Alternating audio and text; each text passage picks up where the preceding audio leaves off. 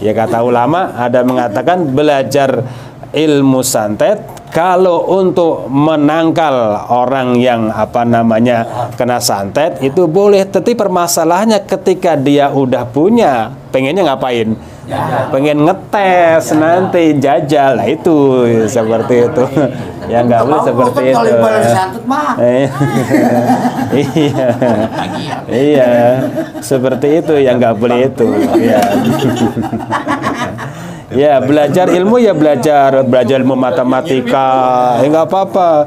Bahasa Inggris nggak apa-apa, bagus manfaatnya. Bahasa Arab. Bahasa Arab juga bagus kalau net kan.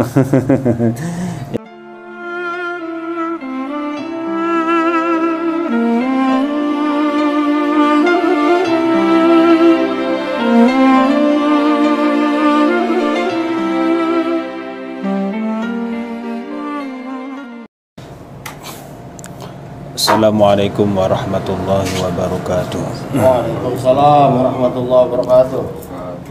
Alhamdulillahi rabbil alamin. Wa bihi nasta'inu ala umurid dunya waddin. Wa ala alihi wa sahbihi ajma'in. Qala rabbi israh li sadri wa yassir li amri wahlul 'uqdatam min lisani yafqahu qawli. Subhanaka la ilma lana illa ma 'allamtana innaka antas samiul alim wa tub 'alaina innaka antat tawwabur rahim. Allahumma asma' masami'a qulubina li dzikrik warzuqna ta'ataka wa ta'ata rasulik wa amalan bi kitabik walhamdulillahi rabbil alamin. Qala al-muallifu rahimahullah ta'ala wa nafa'ana wa bi'ulumi wa bikum fid-darin amin. Bismillahirrahmanirrahim. Wal maqalatu as-salisatu wal ishruna. Dan ada makalah atau nasihat yang ke-23. An Abdillah bin Mubarak, dari sahabat Abdullah bin Mubarak radhiyallahu anhu, semoga Allah meridainya, annahu qala inna rajulan hakiman jama'al ahadisa fakhtara minha. Ini kemarin kita udah bahas bahwa Abdullah bin Mubarak dia mengatakan bahwasanya dulu ada seseorang yang alim, yang ma'rifatullah, ya, waliullah, yang dia mengumpulkan dari 40.000 hadis, kemudian dia seleksi, dipilih-pilih, jadi susut, jadi 4.000 hadis, diseleksi lagi, dipilih-pilih lagi, menjadi 400 hadis, dia seleksi lagi, itu hadis diperiksa lagi, ada 40 hadis, kemudian dari 40 lagi itu diringkas, yaitu ada 4 hadis yang sangat diambil maknanya dari 4 hadis itu. Yang pertamanya itu adalah kita tidak boleh percaya 100% terhadap perempuan, istri kita. Maksudnya nggak percaya gimana? Ketika dia mau kemana-mana, kita juga harus naruh sedikit kecurigaan atau naruh ibaratnya rasa kecemburuan, ya. Jadi ketika istri kita sering kemana-mana, kita harus ada perasaan juga, harus ada cemburu juga, harus ada perhatian juga. Jangan kita biarin, bang saya mau main ke Tanah Abang, ya udah nggak apa-apa, habis itu saya mau ke Kampung Melayu silakan. Sering begitu kita biarkan, ya lama-lama nanti istri kita bisa digondol sama orang lain, nanti bisa digondol karena sering jalan. Iya, harus ada perhatian juga. Begitupun juga perempuan juga harus ada perhatian sama suaminya juga. Kalau suaminya dicuekin aja, ya suaminya nggak diperhatiin, lama-lama nanti suaminya nyangkut di tempat yang lain, ya, seperti itu. Ala kulli hain, di atas keadaan apapun, Yang kedua yaitu janganlah kamu tertipu terhadap harta, ya. Harta yang banyak harus hati-hati juga, karena kalau harta yang banyak tidak didasari dengan ibaratnya keimanan yang kuat, ya, pengelolaan yang baik, nanti harta itu menjadikan mudarat, bahaya kepada kita ala kulli hal di atas keadaan apapun, ya. Yang ketiganya yaitu wasalisatu la tuhammil ma'idataka ma la tutikuhu, ya. Yang pertama tadi kan ihdauna la tasikonna bimra'atin ala kulli halin, yang pertama. Yang kedua wasaniyatu la taghtaronna bil mali, janganlah kamu tertipu dengan harta ala kulli halin, dalam keadaan apapun, ya. Yang ketiganya wasalisatu la tuhammil ma'idataka ma la tutikuhu, ya. Janganlah kamu bebankan, ya, perutmu atau usus besarmu, ya, malatutiku, yang memang sudah nggak sanggup untuk menerima makanan lagi. Perut kita kemampuannya makan ya mungkin sepiring, ya, minum udah, kita makan nambah sampai 3 kali, belum es dogernya, belum yang lainnya. Jadi jangan seperti itu, nggak boleh. Jangan kita membebankan, ya, perutmu atau usus besarmu dengan sesuatu yang memang dia sudah tidak sanggup untuk menerima lagi, dipaksain, jangan. Alasan mubazir, alasan ini kita ya bisa dibagi kepada orang lain. Qala sallallahu alaihi wasallam, Nabi SAW bersabda, aslu kulli da'in al-baradatu, ya, sumber atau pangkal setiap penyakit yaitu al-baradatu. Ada yang mengartikan al-baradatu itu kekenyangan, banyak menerima makan, atau makna yang aslinya itu yaitu sebelum pencernaannya sempurna, ya. Pencernaannya belum sempurna, mengolah makanannya belum sempurna, sudah kemasukan makanan lagi. Rawat Daruqutni, meriwayatkan hadis ini oleh Imam Ahmad Daruqutni an Anasin wa bani Sunni wa Abu Nuaimin an Aliin wa an ibni Sa'idin wa ani Zuhri, ya, itu perawi hadisnya. Artinya apa? Aslu kulida'in muta'alliqun bil ma'idati, yaitu aslu kulida'in muta'alliqin bil ma'idati atukhmatu, ya. Sumber atau pangkal setiap penyakit yang berkaitan dengan perut kita, dengan usus besar kita, yaitu atukhmatu, yaitu apa artinya? Pencernaan yang belum sempurna.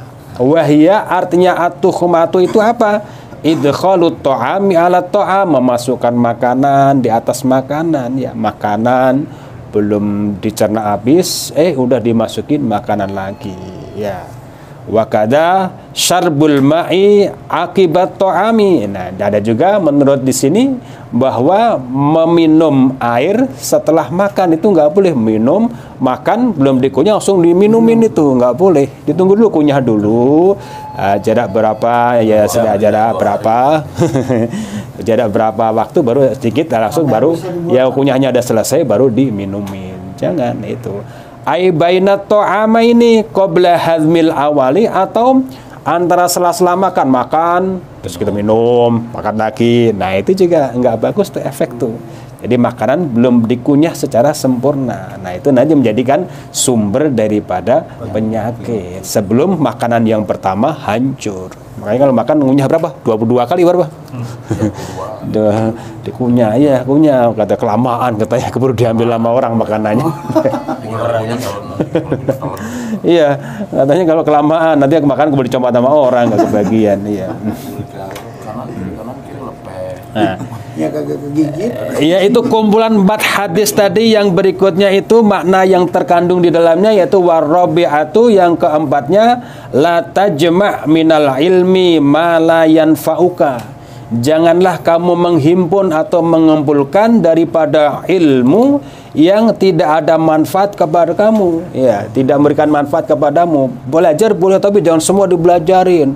Ilmu santet dipelajari, ilmu wahabah dipelajari, ilmu yang untuk menarik ini dipelajari semuanya. Ya, kalau emang nggak ada manfaatnya mah ya jangan. Iya, yang bermanfaat untuk perbaikan ibadah kita, untuk akhlak kita bergaul dengan masyarakat, untuk membedakan mana barang yang halal, barang yang haram, mana yang subhat. Itu yang bermanfaat buat kita. Ilmu yang barang-barang begitu dipelajari. Gua belajar ilmu santet. Iya. Ya kata ulama ada mengatakan belajar ilmu santet kalau untuk menangkal orang yang kena santet itu boleh, tetapi permasalahannya ketika dia udah punya, pengennya ngapain? Pengen ngetes nanti jajal, nah itu seperti itu. Ya nggak boleh seperti itu. Iya, iya, seperti itu yang nggak boleh itu. Ya. Ya belajar ilmu ya belajar ilmu matematika, nggak apa-apa.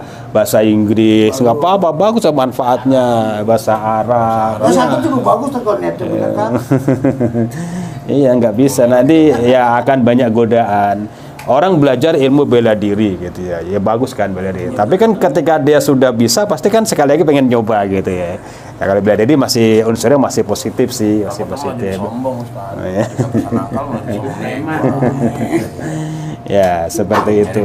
Ya, jadi kumpulan makna yang keempatnya itu janganlah kamu mengumpulkan ilmu itu semuanya, kamu pelajari semuanya yang ilmu itu ternyata tidak memberikan manfaat kepada kamu ya. Qala rajulun li Abi Hurairah radhiyallahu anhu, berkata seseorang kepada sahabat Abu Hurairah radhiyallahu anhu. Apa perkataannya? Seseorang ini tidak dijelaskan siapa namanya, mubham ya. Inni uridu an ata'allamal ilma. Saya ingin belajar ilmu. Wahai Abu Hurairah, saya pengen belajar ilmu. Wa akhafa an udayyi'ahu, dan aku takut untuk menyia-nyiakan ilmu itu. Abu Hurairah, saya pengen belajar, cuman saya takut untuk kalau nanti saya udah belajar itu adalah menyia-nyiakan ilmu. Nah itu sama saja, dia nggak mau belajar karena takut, itu sama aja dia menyia-nyiakan ilmu. Saya mau melakukan kebaikan, saya mau ibaratnya mau ke tempat ono lah, mau beribadah lah, mau di sana gitu kan. Ah enggak lah, mau sholat jamaah dan mau sholat jamaah di masjid lah, tapi takut dikatakan orang riya. Nah itu mah dia jadi riya. Jadi orang nggak mau belajar karena takut menyia-nyiakan ilmu, entah kalau udah tahu saya nggak bisa ngamalin lagi. Nah itu tipu daya setan tuh. Itu sama saja dengan orang yang menyia-nyiakan ilmu. Jadi ya belajar aja, nanti sambil diamalin, ya diamalin semampunya. Iya, ada pernah dulu juga ada ibadah teman mengatakan, wah makanya jangan pinter-pinter kalau kamu tahu ini hukumnya ini kau nggak bisa ngapa-ngapain. Nah itu maka ide setan tuh, tipu daya setan begitu. Udah kamu nggak usah belajar, udah apa aja gitu. Nanti kalau kamu tahu kamu begini nggak bisa, sini nggak bisa, repot lagi kamu. Wah itu setan maunya begitu. Jadi dia supaya orang bodoh, dengan kebodohannya itu dia bisa melakukan tindakan-tindakan yang itu entah haram, entah subhat, dia main hajar aja, dia nggak ini. Nah itu. Ya, di sini ibaratnya jadi takut dia mau belajar ilmu, nanya Abu Hurairah, tapi dia takut menyia-nyiakan ilmu. Faqala, lalu Abu Hurairah berkata, kafa bitarkika lil ilmi idha'atan. Cukuplah dengan sebab kamu meninggalkan ilmu itu berarti kamu menyia-nyiakan ilmu. Kata Abu Hurairah, dengan kamu tidak jadi belajar itu berarti kamu menyia-nyiakan ilmu. Iya, kata itu. Banyak orang begitu sebetulnya. Saya mah nggak mau mau ibadah ini gini lah. Takut nanti ya dikatakan orang begini-begini. Gua mendingan di rumah aja. Akhirnya dia di rumah nggak melakukan ibadah, nggak ngapain. Nah itu sama aja dia udah kena tipu daya daripada setan itu. Ya. Wa qala al-Imam Syafi'i radhiyallahu anhu, dan Imam Syafi'i pun pernah mengatakan, man min makayidis syaitani tarkul amali khaufan min ayaqulan nasu innahu lamuraun. Ya. Imam Syafi'i mengatakan di antara tipu daya setan itu adalah meninggalkan amal takut dikatakan orang, diomongin orang tuh, takut dibilang orang, wah kamu rajin. Ya perasaan dia ini, dia meninggalkan amal, wah gua nggak mau, takut tadi bilang riak nih. Orang mau ibadah ke masjid, sholat jamaah, dia bilang, wah takut saya nanti dikatakan riak nih. Mau beramal, nggak jadi karena ada orang, nah itu juga riak juga. Iya, beramal nggak jadi karena ada orang, itu juga sama aja riak. Tapi kalau orang beramal karena orang, jadi syirik malahan. Iya, ini orang beramal. Ini ada dalam kitab lain tuh, di kitab lain tuh ada di apa namanya sarahnya Arba'in Nawawi itu ada. Jadi tarkul amali li ajlin nasi riyaun wal amalu lin nasi riyaun. Meninggalkan amal karena ada orang nggak jadi riya itu. Tapi saya beramal karena karena siapa jadi riya. Karena apa? Amal itu tujuannya adalah harus lillah. Orang beramal harus lillah. Iya. Amal kan ada masalah itu syirik. Kenapa tuh?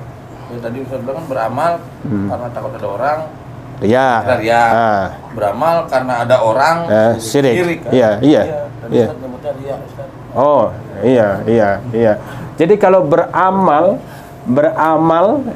karena orang lain, nah itu namanya syirik kemalan. Syirik. Jadi katanya syirik itu. Iya, karena amal itu ya harus lillah, kan semua lillah kan.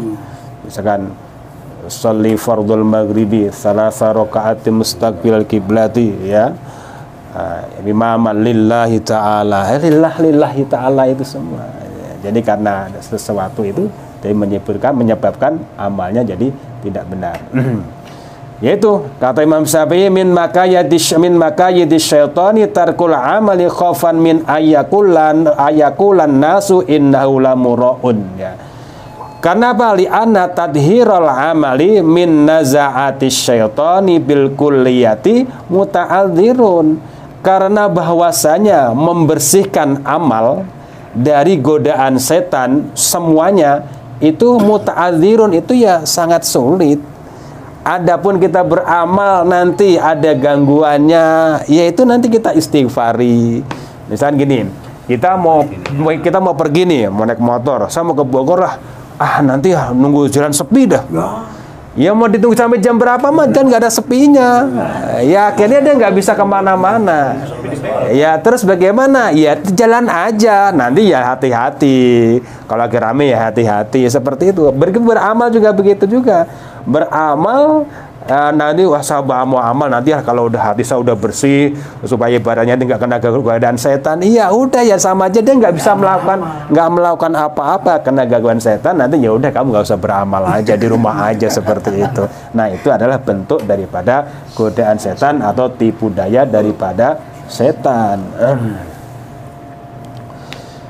Falau waqafnal ibadata alal kamali, dan seandainya kamu menghentikan ibadah ya, falau waqafna, seandainya kita menghentikan ibadah alal kamali, di atas sempurna, kesempurnaan itu ibadah, la ta'adzarul istighalu bisyai'in ya, niscaya itu ya kalau kita ibaratnya menghentikan ibadah nunggu sampai biar sempurna dulu lah, saya nanti kondisi saya benar-benar lagi hatinya bersihlah, menyandarkan nunggu sampai sempurnanya ibadah itu, niscaya itu sulit ya, maka oleh sibuk dengan sesuatu minal ibadati, daripada ibadah, wadzalika yujibul batolati, akhirnya apa? Ya udah dia nganggur, dia nggak melakukan apa-apa karena takut sesuatu itu, takut dikatakan ini, takut nunggu kita biar ibadahnya hati kita biar bersih dulu, biar pikiran tenang dulu, gimana melakukan ibadah amalan yang baik, nunggu seperti itu ya, akhirnya nanti dia akan tidak melakukan apa-apa, nah batolah tidak. Allati ya aqsa gharadis syaitani, dan ini adalah ya memang tujuan utama daripada setan. Tujuan utama setan apa? Orang biar tidak jadi melakukan amal baik. Ya udah, karena alasan-alasan aja dah. alasan saya mau ibadah nanti kalau udah tua-tua udah pikiran tenang ya, begitu. Ya udah, ya sekarang akhirnya apa? Dia sekarang nggak ibadah, nanti di waktu tuanya pun juga mau ibadah, badannya udah leklok. Udah loyo, iya.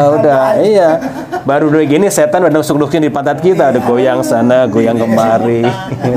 Iya, jadi akhirnya banyak sekali ya ini. Sama sebenarnya pengen ikut ke majelis taklim, cuman saya nggak betah duduk. Ya, waktu udah tuanya ngomong gitu tuh. Ya, waktu mudanya ntar aja lah sama ibadah kalau udah tua-tua Anda. Nah, udah tua begitu ngomongnya. Akhirnya cuman apa ngomong, saya kepengin kayak orang-orang. Ya, orang pengen ibadah, saya pengen, cuman saya nggak bisa ke sana. Asal ada tuh di ya apa namanya di ya ada kisah lah gitu loh. Jadi emang waktu mudanya dia masa jawara lah gitu ya, jawara.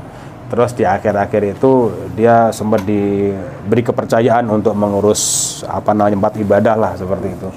Nah akhirnya seperti itu, awal-awalnya mas semangat. Lama-lama ya karena udah semakin tua ya, fisik dia itu udah mulai banyak gangguannya lah gitu. Yang kolesterolnya naik lah, gula darahnya naik gitu. Ya dia akhirnya ngambil kesimpulan begini, kenapa saya ketika mau ke masjid ya mau kemana itu ada aja manaukan kaki jadi lemes lah, jadi apalah, jadi apa seperti itu. Akhirnya dia nggak bisa ngapa-ngapain. Akhirnya dia kembali ke kebiasaan yang lama lagi. Iya, ke kebiasaan yang lama yang nggak baik lagi seperti itu. Nah itulah dikhawatirkan orang kita tuh seperti itu. Naudzubillah min dzalik. Ya mudah-mudahan sih tidaklah ya di akhirnya jadi baik seperti itu. Jadi intinya jangan sampai menunda-nunda. Walidza qala ba'duhum, oleh karena itu mengatakan sebagian ulama, siru ilallahi urjan wa makasiron wa makasiro, berjalanlah menuju ke Allah, ke jalan Allah, berjalanlah kamu untuk melaksanakan ibadah Allah urjan ya dalam keadaan meskipun kaki kita terpincang-pincang ya, wa makasiro, dan ibaratnya kaki kita dalam keadaan mungkin lagi keseleyo lah, lagi pecah lah, bagaimana lah, seperti itu. Paksain aja. Makanya kan ada kisah itu setan yang baik hati, ada iblis baik hati kepada seseorang. Tetapi ingat, setan iblis itu adalah aduun mubin. Di balik kebaikannya itu tersimpan, tersirat daripada sebuah maksud yang tujuan untuk menyesatkan kita. Ada namanya sahabat Abdullah bin Abdullah Ummi Maktum, kalau saya Ummi Maktum ya, yang buta. Ketika dia jalan ya mau sholat subuh subuh itu tiba-tiba dia jatuh, akhirnya berdarah-darah gitu kan. Ada yang ceritanya dilebih-lebihkan, apa namanya, jatuh terus pulang mandi lagi, besok berangkat lagi. Nah ada sebuah riwayat lain itu ya, ketika jatuh saya berdarah ya terus balik ya, besok diulangi berangkat lagi. Ketika berangkat lagi ada orang tua anak muda lah yang berjelmaan lah, anak muda ya, menuntun si Abdullah Ummi Maktum itu ya, diantar sampai ke tempat sholat itu. Terus setelah diantar itu timbul pertanyaan, wahai Kisana, kenapa kau membantu saya? Dia bilang gitu. Ya saya ini merasa kasihan sama kamu. Yuk sekarang gini aja deh, kita sama-sama sholat di dalam. Enggak, saya enggak mau sholat. Loh, kenapa kamu enggak mau sholat? Karena saya setan. Wah, setan. Dan terus kenapa kamu membantuin saya sehingga saya jadi sholat berjamaah, sholat subuh di sini? Dia bilang gitu. Karena saya enggak rela kalau ibaratnya kamu jatuh lagi. Karena jatuh kamu pertama ketika berangkat ke masjid itu separuh dosa-dosa kamu diampuni oleh Allah. Saya nggak mau nanti berikutnya dosa kamu diampuni oleh Allah. Jadi membantunya dia itu ada maksud yang tidak baik seperti itu. Jadi begitu, dia nolonginnya karena nolongin tidak ada maksud tertentu. Yang diampuni karena bagaimanapun setan kan udah berjanji akan menggoda anak manusia dan turunannya akan dijadikan teman nanti di neraka. Makanya dia terbesit niat-niat yang tidak baik. Ya, itu dulu ya. Nanti kita lanjutkan makalah. Masih belum selesai sebenarnya, menarik nanti gampang. Nanti ibaratnya ada Imam Syafi'i juga mengatakan bahwa orang yang belajar Al-Quran maka akan harga dirinya itu akan dihormati. Kalau orang belajar ilmu fikih ya akan meraih kedudukan. Kalau orang belajar hadis maka akan kuat hujahnya dan dalilnya. Kalau orang belajar matematika, maka banyak akalnya. Iya, banyak akalnya. Iya, seorang laki-laki kan harus banyak akalnya. Masa akal gimana? Kan laki-laki sebagai kepala rumah tangga dan dia itu kan sebagai tulang punggung untuk memberikan nafkah. Ketika satu usaha gagal, dia harus akal lagi, cari akal lain untuk ibaratnya menutupi kekurangannya tuh. Dengan Gojek usaha seperti itu. Dia usaha semaksimal mungkin, bukan nanti ketika satu